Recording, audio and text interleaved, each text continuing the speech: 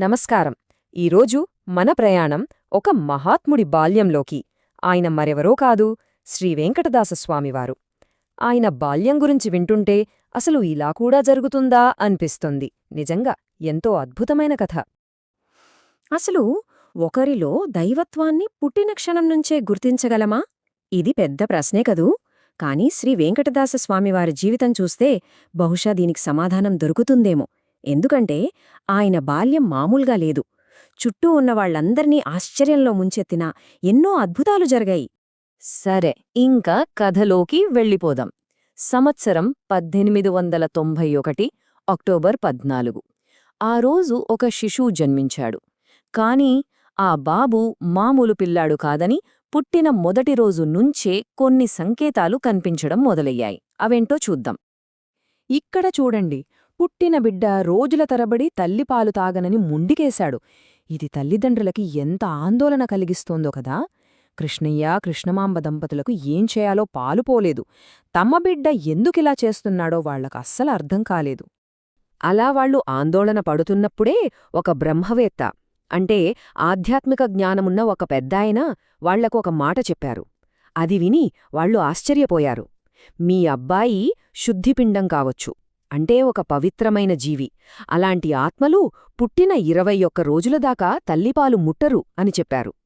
ఆ మాటలతో వాళ్ల భయం తగ్గడమే కాదు, తమ బిడ్డ మామూలువాడు కాదేమో అన్న ఒక ఆలోచన మొదలైంది.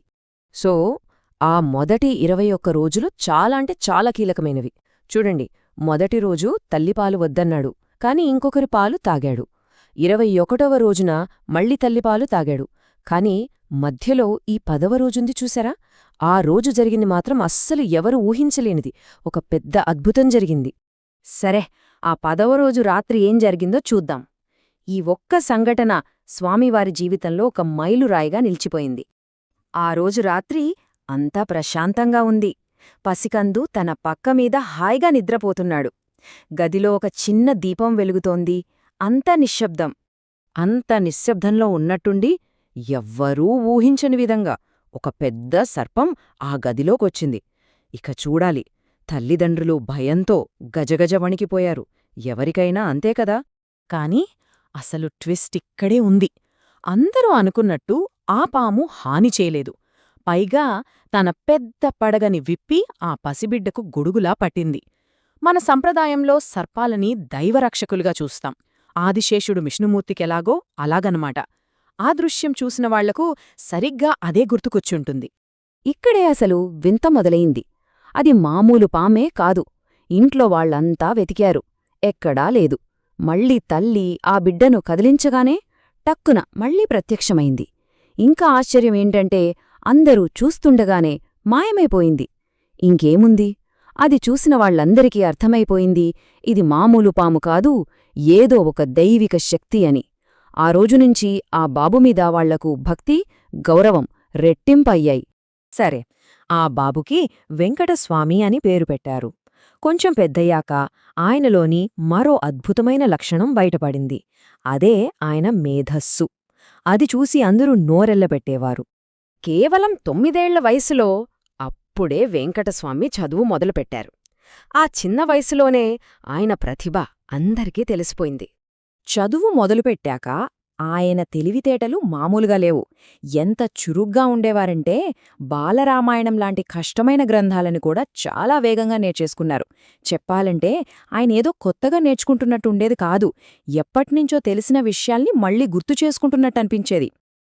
అయితే చదువులో ఆయన ఎంత గొప్పవాడైనా ఆయన జీవితంలో అతి ముఖ్యమైన సంఘటన మాత్రం అది కాదు. అది పూర్తిగా ఒక దైవిక అనుభవం. అప్పుడు ఆయన వయస్సు 12 ఏళ్లు.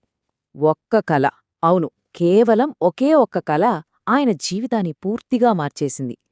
ఆ కల తరువాత వెంకటస్వామి మునుపటి వెంకటస్వామి కాదు. అది మనం రోజూ కనే కలలాంటిది కాదు, ఒక ఆధ్యాత్మిక దర్శనం అనొచ్చు. ఆయన కలలో ఒక దివ్యమైన రూపం, ఒక తేజస్సు ప్రత్యక్షమైంది. వత్సా, నోరు తెరువు అని ఆ రూపం ఆదేశించింది. ఆయన నోరు తెరవగానే ఆ దివ్య రూపం ఆయన నాలుకపై ఏదో రాసి మాయమైపోయింది. ఆ క్షణం తర్వాత ఏం జరిగిందో బయటకు తెలీదు. కాని ఆ సంఘటనతో వెంకటస్వామి జీవితం పూర్తిగా కొత్త మలుపు తీసుకుంది. ఆ కల తర్వాత వచ్చిన మార్పుని చూడండి. అంతకుముందు ఆయన ఒక ప్రతిభావంతుడైన విద్యార్థి. కాని ఆ కల తర్వాత గురువుతో పని లేకుండానే సహజంగా జ్ఞానం పొందిన పండితుడైపోయారు. ఇంతకుముందు గ్రంథాలు చదివితే అర్థమయ్యేవి, కాని ఇప్పుడో ఏ గ్రంథాన్ని చూసినా సరే దాని సారం క్షణాల్లో అర్థమైపోయేది. ఆయనలో ఒక దైవిక జ్ఞానముదయించింది. ఆ క్షణం నుంచే ఆయన జీవితం పూర్తిగా మారిపోయింది. ఇక లౌకిక విద్యకు స్వస్తి. ఆయన పూర్తి జీవితం ఆధ్యాత్మిక ప్రయాణంగా మారింది. పగలంతా దైవచింతన, రాత్రుళ్ళు భజనలు. ఇదే ఆయన దినచర్యగా మారింది. ఒకసారి ఆలోచించండి. పుట్టగానే తల్లిపాలు వద్దనడం, రక్షణగా ఒక సర్పం రావడం, కలలోనే జ్ఞానోదయం కావడం ఇవన్నీ కేవలం కాకతాళీయంగా జరిగాయా? లేక ఒక మహనీయుడి జీవితానికి ఇవి సంకేతాలా? ఈ ప్రశ్న మనల్ని విధి గురించి, దైవత్వం గురించి ఇంకా లోతుగా ఆలోచించేలా చేస్తుంది కదూ.